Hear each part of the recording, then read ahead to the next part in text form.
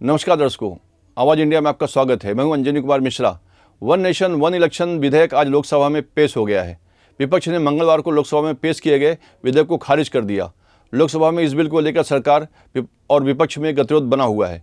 महाराष्ट्र में शिवसेना यूबीटी के अध्यक्ष उद्धव ठाकरे ने वन नेशन वन इलेक्शन पर बयान देते हुए इसे जनता का ध्यान भटकाने की कोशिश बताया और चुनाव आयोग के चुनाव की मांग इलेक्शन के जरिए कराने की मांग की।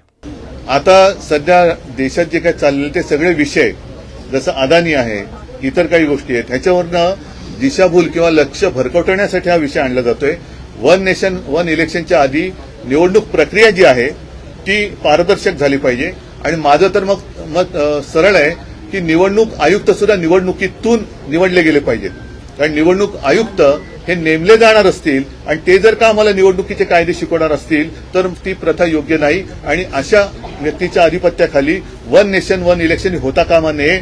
पहिला प्रथम निवडणूक आयुक्तांना सुद्धा निवडणूक प्रक्रियेतून त्याने निवडण्याची प्रक्रिया झाली पाहिजे। मग कोणाची मतं घ्यायची कशी घ्यायची हे ठरवावी लागेल, पण निवडणूक आयुक्त सुद्धा मुळामध्ये निवडून आला पाहिजे तरच त्याला निवडणूक आयुक्त मानलं गेलं पाहिजे।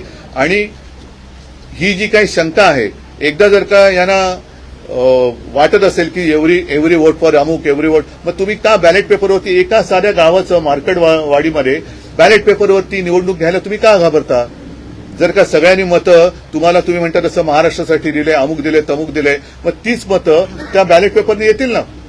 आता काय होतंय की ईव्हीएम मध्ये मी काही टेक्निकल असं काही हे नाहीये, तज्ञ नाहीये, परंतु पूर्वी मी बॅलेट पेपरवरती मतदान केलेलं आहे, आपल्यापैकी काही जणांनी केलेलं असेल। लोकशाहीमध्ये मी मत कोणाला देतो आहे आणि माझं मत कुठे जाते हे शेवटपर्यंत मला कळलंच पाहिजे। तो अधिकार आता माझा हिरावून घेतलेला आहे। कारण निवडणूक प्रक्रियेमध्ये बॅलेट पेपरवरती मी जेव्हा शिक्का मारायचो तेव्हा मला कळायचं की मी या व्यक्तीला या निशाणीवरती शिक्का मारलाय आणि तशीच घडी पडून ती बॅलेट पेपरमध्ये जायची।